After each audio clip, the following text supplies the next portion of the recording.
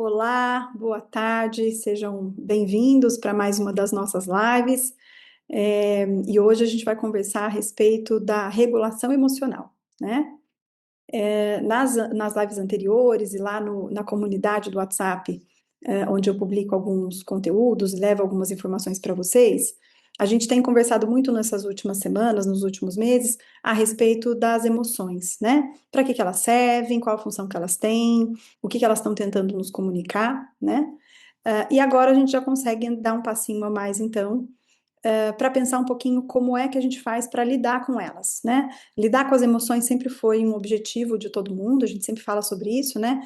O quanto a gente precisa ajudar as crianças a lidarem com as próprias emoções, a gente lidar com as nossas, mas a gente pouco para conversar ou refletir o que isso quer dizer, né? O que quer dizer lidar com as nossas emoções? O que a gente faz, né, exatamente, para conseguir conviver bem com o desconforto que às vezes elas trazem, né? Nem toda emoção ela é de fato confortável e muitas vezes o desconforto ele gera uma implicação muito complicada, né, no nosso comportamento. Então,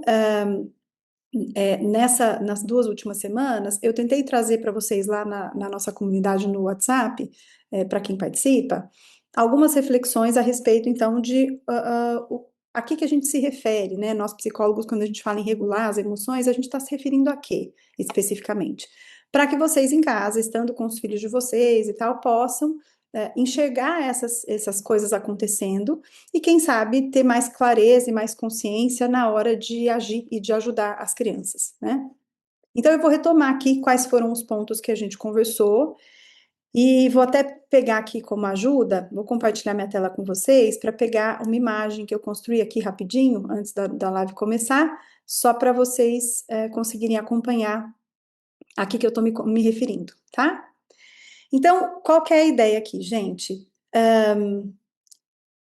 Tem 3 aspectos que vão interferir, que vão influenciar a intensidade emocional, tá? Qual é a emoção que eu vou sentir vai depender de outros fatores que a gente discutiu já nos encontros anteriores, né? Vai depender da função, vai depender do que os eventos de que forma que eles estão me afetando, tá? Então, se é raiva, se é frustração, se é tristeza, isso vai depender de outras coisas, de características do próprio contexto, né? Mas a intensidade, o quanto que isso vai ser mais intenso, mais difícil de lidar, vai depender basicamente de 3 fatores, tá? O primeiro é o que de fato acontece, né? O evento em si. A gente nunca tem uma reação emocional do nada, né? Às vezes a gente até fala, nossa, do nada fiquei mal-humorado. Esse do nada, na verdade, é porque a gente ainda não conseguiu entender o que que é, né? O que que pegou. Mas a gente sempre reage a algo. Então, tem sempre alguma coisa que acontece, um evento em si, alguma mudança no ambiente, alguma coisa que me falam, alguma cena que eu vejo, e muitas vezes é até alguma coisa que eu lembrei, né? Às vezes não aconteceu na hora, mas uma coisa que aconteceu lá atrás e que de repente eu me lembrei naquele momento, e aí eu passo a ter as mesmas reações diante da lembrança do que já aconteceu, tá? É, Depois a gente tem o que a gente chama de fator de vulnerabilidade, né? Que é como é que eu tô me sentindo, como é que eu já estava antes mesmo disso acontecer. Eu estava com sono, eu tô com fome, eu tô numa semana que eu tô mais estressada, eu tô gripada, né? Qual é o estado que eu estou antes mesmo do evento acontecer e que pode fazer com que esse evento tenha um impacto maior no meu estado emocional, tá? E por fim, foi o último que eu trouxe essa semana para vocês, é o que que eu penso sobre isso que aconteceu, né? Então, eu trouxe alguns exemplos aqui para a gente ir conversando, para deixar isso um pouquinho mais concreto e mais objetivo, mas o importante é que eu queria que vocês tentassem manter isso em mente. A gente tem sempre que tentar fazer um rastreio, né, dessas 3 coisas, porque dependendo do que eu identificar desses 3 aspectos, fica mais fácil para eu, enquanto adulta, e até para os nossos filhos, conforme eles forem aprendendo isso, fica mais fácil entender por onde eu posso agir, em qual desses 3, que talvez tenha alguma oportunidade de interferência minha, né? Para que, como consequência, a minha intensidade emocional reduza, por exemplo, né? A gente não tem um poder direto de ação sobre a nossa emoção, ou se tem, tem muito pouco, né? Agora, a gente pode ter algum efeito maior sobre as condições que geram essa emoção daquela forma ou daquela intensidade, né? Então, mantenham isso em mente, e aí agora eu queria conversar com vocês um pouquinho sobre os exemplos, né? Em que situações que a gente vê isso acontecer, né? Então vamos lá. Vamos pensar, vou pensar situações bem rotineiras aqui, vou tentar trazer da minha casa. Vamos imaginar que um dia eu chego na minha casa e vejo a minha filha hoje tem 5 anos, isso já aconteceu mais no passado, mas enfim, e vejo ela brincando com, sei lá, minhas maquiagens, né? Alguma maquiagem minha que eu tenho mais luxo ou mais cara, que eu tenho alguma preocupação que ela estrague.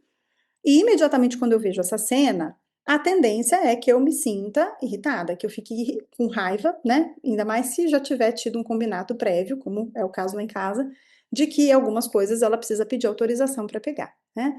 Então, vamos lembrar, a raiva é o sentimento que a função dele é justamente aparecer em situações em que a gente se sente desrespeitado, em que a gente se sente injustiçado. Então, diante de um combinado de não pegue as minhas coisas sem me pedir, eu chego em casa e vejo que ela pegou uma das minhas coisas sem me pedir, eu me sinto invadida, né? Sinto desrespeitada. Então, a raiva vai aparecer, é esperado que ela apareça, é importante que ela apareça, né? Ahn, Dependendo de quais são os pensamentos que vêm na minha cabeça, essa raiva pode vir mais intensa ou menos intensa, né? Se eu penso, essa menina não aprende nunca, é a 15ª vez que eu falo para ela, mas não é possível, é claro que isso vai gerar uma raiva um pouco mais acentuada, concordam? Se é a primeira vez que acontece, né? Ou se eu consigo fazer uma outra leitura, né? E entendo um contexto, ela estava precisando e queria fazer maquiagem porque ela que precisava ir para a escola de um jeito X, era sei lá, fantasia. É, tem coisas que podem funcionar como uma informação que vai abrandar um pouco a interpretação que eu fiz dos fatos, tá? E também vai interferir o como eu estava. Lembra o fator de vulnerabilidade? Se eu estou estressada, se eu já cheguei irritada em casa, se eu já estou mal-humorada porque eu estou com fome, está bem na hora do almoço e ainda não me alimentei. Então, tudo isso vai interferir para o quanto de raiva eu vou sentir naquele momento, né? E a forma como eu vou expressar essa minha raiva para minha filha pode vir de formas muito diferentes, dependendo dessa intensidade do meu manejo de tudo isso, né? Eu peguei esse exemplo porque, nesse caso, é possível a gente encontrar uma forma bem rápida e fácil de interromper o evento em si, né? Então, tirar a maquiagem da mão dela é uma ação minha que rapidamente vai fazer com que esse evento cesse, né? Então, eu chego em casa, me deparo com essa cena, eu posso, Ana, a gente já combinou, filha, você não pode pegar as coisas da mamãe, tiro da mão dela e guardo, né?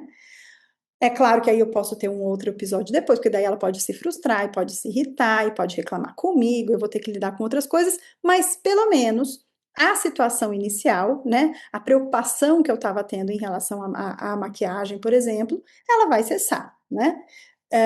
Nem sempre a gente tem essa possibilidade, né? Às vezes a gente, quando vê a cena, já foi, uma coisa já quebrou, né? A gente chega e o evento já se encerrou. Então, nem sempre a gente vai conseguir interferir no evento em si, de forma a ajudar a diminuir um pouco a intensidade do que a gente sente. Mas em alguns casos é possível.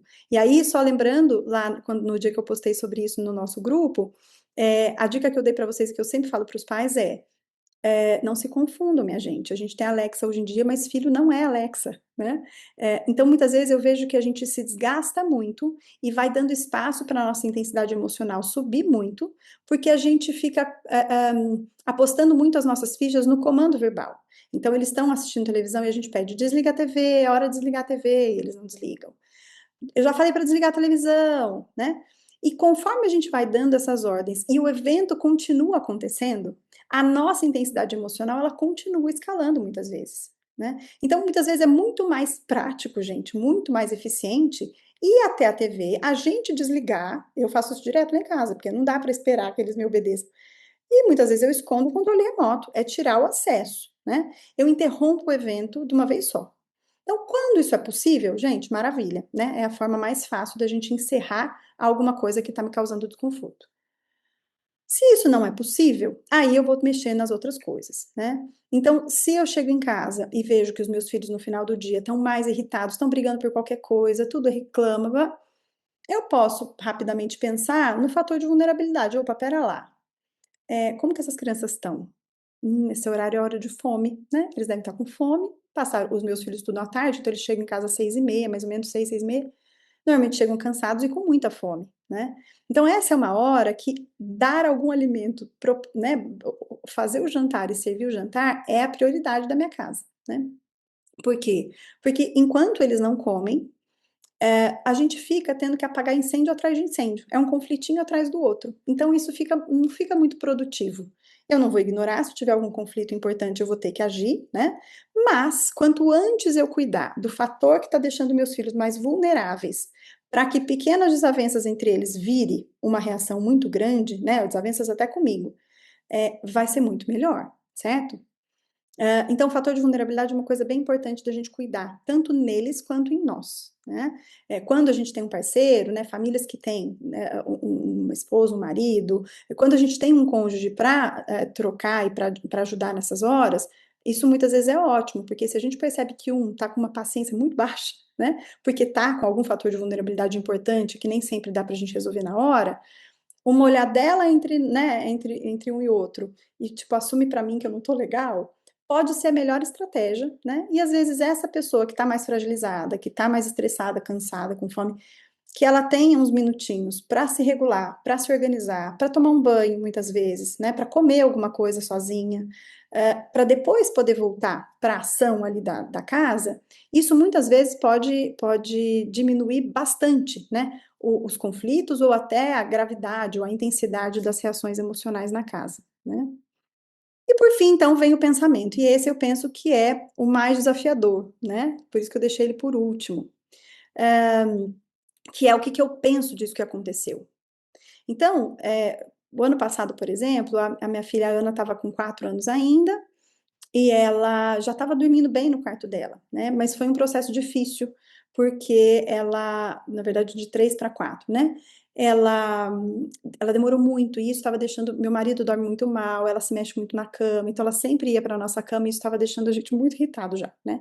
A gente fez todo o procedimento normal, mas a coisa estava muito engasgada, né? Tava encrespada.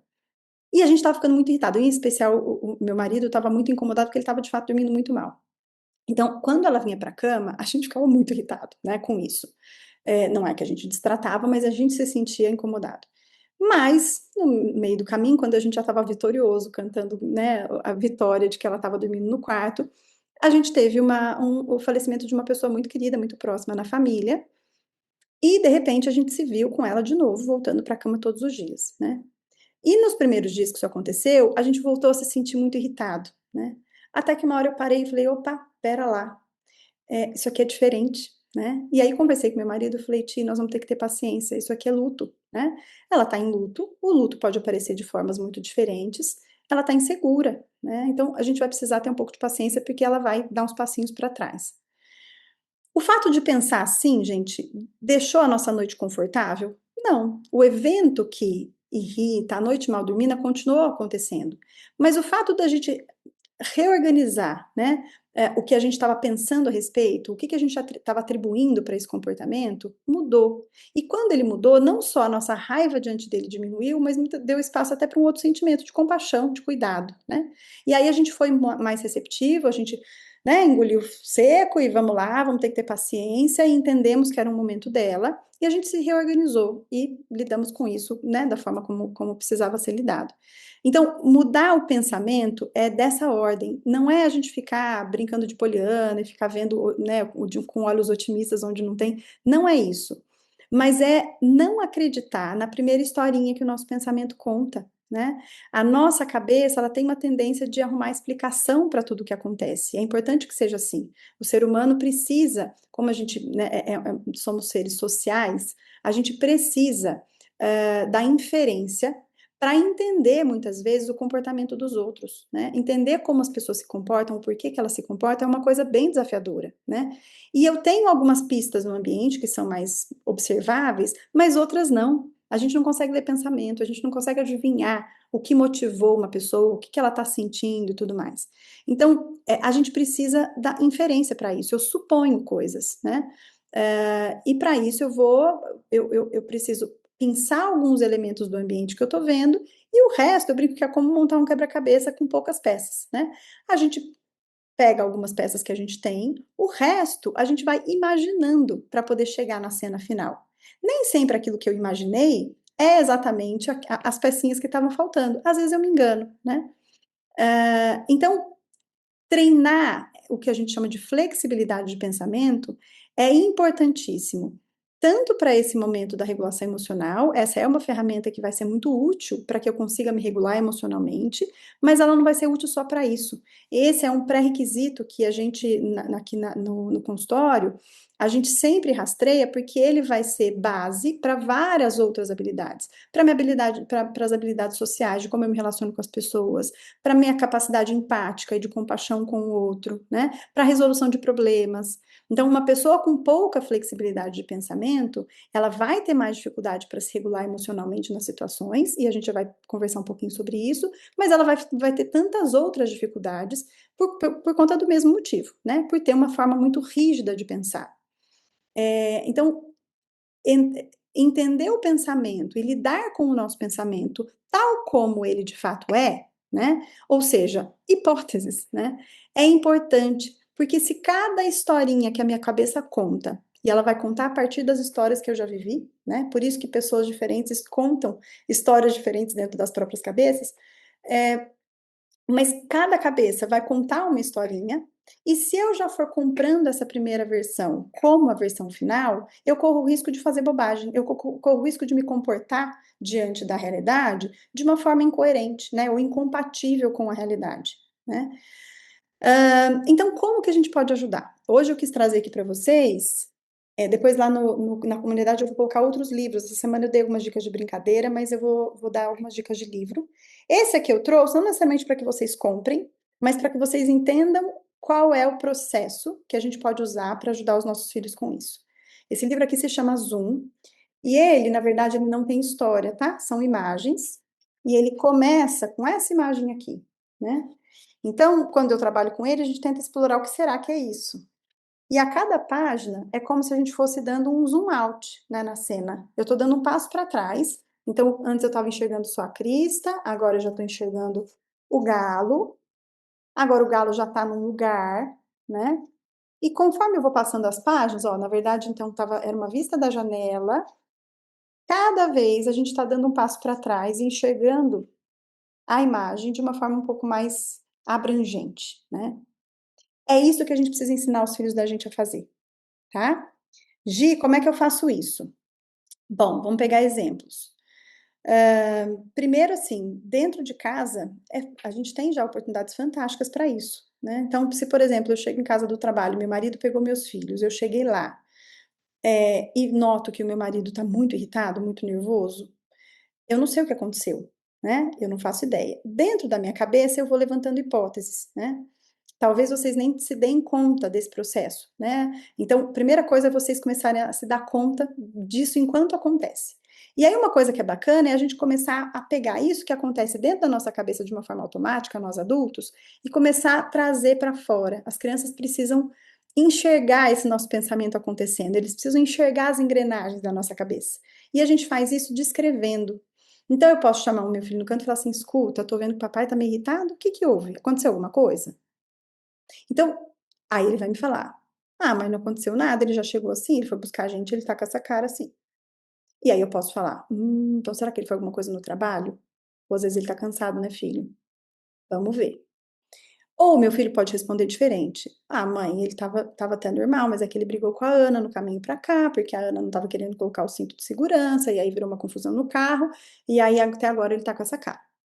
Então, o que que eu estou fazendo aqui? Eu estou contando para o meu filho que diante de uma feição diferente, de um semblante ou do tom de voz, eu notei alguma coisa diferente no pai deles, né? Mas eu ainda não tenho certeza do que aconteceu. Só de eu estar explorando isso com os meus filhos, eu já estou mostrando para eles que a gente não tem como adivinhar, né? Eu não tenho como tirar a conclusão. Eu preciso de mais pistas, né? E eventualmente, como meu marido é uma pessoa acessível, eu posso ir e perguntar para ele: "Tio, aconteceu alguma coisa? O que que houve? Estou vendo que você está meio irritado, tal, posso ajudar?". E aí ele vai terminar de preencher as lacunas e provavelmente vai me contar a história inteira e tudo mais. Viver isso em casa rotineiramente é super importante para as crianças, gente, né? Então vocês fazerem isso em relação às crianças: "Ó, tô notando que você está diferente hoje, o que que será que foi? Será que foi aquilo que aconteceu mais cedo?". a gente vai falando e vai descrevendo em voz alta as nossas hipóteses, tá? É isso que é importante. Mais importante do que confirmar qual é a certa, é mostrar para as crianças que eu tenho dúvidas, que eu tô com algumas ideias na minha cabeça, mas eu ainda não tenho certeza, e eu preciso de outras informações para ter certeza de fato do que está acontecendo, né? Não, esse é um bom exemplo. Que horas que eu percebo que é difícil, às vezes, a gente fazer isso com os filhos da gente? Muitas vezes eles chegam em casa contando coisas da escola, certo? Então, assim, meu amigo hoje não quis brincar comigo, fulaninho, eu queria brincar de queimada de novo, é a terceira vez que eu peço para ele brincar de queimada comigo, ele fala que só vai brincar se for de futebol, e aí, como eu não quis jogar futebol, ele falou que não vai mais ser meu amigo, que ele não gosta de mim, e tá. A gente corre dois riscos, né? E vai depender um pouco da história que a gente tem com essa criança. É, a gente pode muitas vezes comprar esse discurso da criança como uma verdade e ficar dolorido, né, gente? É sempre difícil para a gente saber que os nossos filhos estão sendo, sei lá, deixados de lado ou obrigados a fazer coisas que eles não querem. Então, às vezes, a gente entra num discurso de, por que você quer brincar com ele? Eu não entendo para que isso, você tem tantos amigos, vai brincar com outras pessoas, deixa ele para lá, se ele tá chato, então deixa ele quieto. Então, a nossa tendência é já ir dando alternativas, né, para eles saírem desse enrosco o mais rápido possível, né? Ou então, muitas vezes, se a gente já conhece a nossa criança e sabe que eles são muito reclamões, mas você reclama de tudo, porque, puxa vida, coitado do seu amigo também, porque sei que também você é muito mandão. Então, a gente também acaba entrando nessa de comprar o discurso deles, o relato deles, como uma verdade, e tirar as nossas conclusões a partir de poucos dados, né? Então, esse livro do Zoom eu quis mostrar para vocês, porque quem sabe isso aqui pode ajudar vocês a se lembrarem de qual é uma estratégia boa que a gente tem para ajudar os nossos filhos a ampliar o olhar, é fazendo perguntas, né? Então, antes de concluir coisas, sério, filho? Então, vamos lembrar do que a gente conversou. A emoção a gente sempre valida. Se eles estão com raiva, essa raiva tem algum sentido, eles estão se sentindo injustiçados. Tô vendo que você está muito irritado com isso. Me conta mais. Mas o que estava acontecendo antes? E eles não contaram. Mas essa história de quem escolhe a brincadeira, como é que funciona normalmente? E você costuma brincar do que ele pede? Ah, entendi. E aí a gente vai fazendo perguntas, né? Mas não adianta, ele já falou que não vai ser meu amigo nunca mais. Tá. Filho, eu entendo, porque ele também, pelo jeito, estava com raiva. Mas eu tô pensando aqui também, né? Você já falou várias vezes pra mim quando você estava com raiva que você não gosta de mim. Isso é verdade? Não, não é. Então, pode ser que seu amigo tenha falado isso porque ele tá bravo. Isso não necessariamente vai ser a realidade amanhã, né? Vocês estão aprendendo ainda a falar o que vocês estão sentindo e às vezes vocês dão uma exagerada, né? Seu amigo claramente estava bravo com você, mas não sei, né, filho, se de fato isso vai acontecer. Eu duvido que ele não queira mais ser seu amigo. Vamos esperar amanhã? Então, o que a gente pode ir fazendo, e aí, gente, estou dando exemplos aqui, não que isso se aplique a toda a situação, tá? São só ideias de que, assim, a gente pode ajudar os nossos filhos a não irem tirando conclusões só com os primeiros dados que eles têm, né? Esse pensamento ele já vai tirando conclusões de que realmente ele não gosta de mim, porque ele não é meu amigo, ele não é um bom amigo, né? Mas tem outros fatores, né? Na hora ele estava bravo mesmo, e eles estão aprendendo. Os nossos filhos também falam bobagem quando estão bravos. E no dia seguinte está tudo certo, eles estão lá brincando e está tudo resolvido, né? Então, ir ajudando os filhos da gente a entender que o meu pensamento ele não é estático, né? Que ele muda. E que nem sempre ele está me contando uma historinha que é a realidade, que ele pode estar se enganando, ele pode estar deixando passar as coisas. Isso é importante, né? Quantas vezes a gente, quando no mundo do trabalho, o chefe chega meio irritado, com a gente, meio ríspido, já bate um medo, né? Nossa, acho que ele está insatisfeito com o meu trabalho, vou ser demitido e tudo mais. E depois que a gente tem a oportunidade de entender, observar, ele está assim com todo mundo, não é só comigo, e aí, em algum momento mais descontraído, o chefe solta que está com um parente internado na UTI. Ufa, não era nada daquilo, né? Então, isso acontece o tempo todo. E os nossos filhos não sabem. Eles não sabem que é assim que funciona, né? Então, ensinar isso a eles é muito importante. Porque na hora da regulação emocional, eu preciso estar com essa ferramenta bem desenvolvida, para na hora que eu começar a tirar conclusões de que, por exemplo, meu filho tá, nossa, ele tá me desrespeitando, né? Esse pensamento vai me fazer sentir muito mais raiva do que o pensamento de meu filho ainda tá com dificuldade de escolher as palavras quando ele quer falar comigo. Eu preciso ensinar, né? Então, a forma como eles vão interpretar o que o amigo quer dizer, o porquê que o amigo não quis brincar comigo, e tudo mais, vai depender muito de qual é a interpretação que eles estão dando para esse comportamento que o amigo teve. E muitas vezes o amigo não brincou com eles naquele dia porque não tinha conflito nenhum, ele simplesmente estava interessado num brinquedo específico que o outro coleguinha trouxe e que despertou a curiosidade dele, né? E aí naquele dia ele deixou o outro de lado por acaso, né? Por acaso, e não por uma prefiro outro do que você. Mas as crianças ainda não têm essa capacidade de observar o ambiente como um todo para poder tirar boas conclusões, tá bom? Só para dar direcionamento para as próximas. Gi, e quando eu não tenho como interromper o evento, os fatores de vulnerabilidade já estão resolvidos ou então nem estão em cena, os pensamentos já estão sendo flexíveis né, o bastante, e mesmo assim está difícil de lidar, né? O desconforto está muito intenso. Aí a gente vai para a próxima habilidade que a gente vai conversar na próxima live, que é como a gente faz para tolerar emoções difíceis, né? Regular no sentido de como que eu faço para tentar interferir em alguns fatores que podem ser mais acessíveis para essa intensidade emocional ficar um pouquinho reduzida e aí eu consigo passar por ela com facilidade. Quando não dá, gente, a gente tem que tolerar, tá? E o tolerar também tem estratégia, também tem ferramenta. E essas ferramentas eu vou trabalhar com vocês ao longo dessa próxima semana no nosso grupo do WhatsApp. E aí na próxima live a gente também conversa um pouquinho melhor sobre esse assunto aqui, tá bom? Um beijo grande, um ótimo fim de semana para vocês e até a próxima.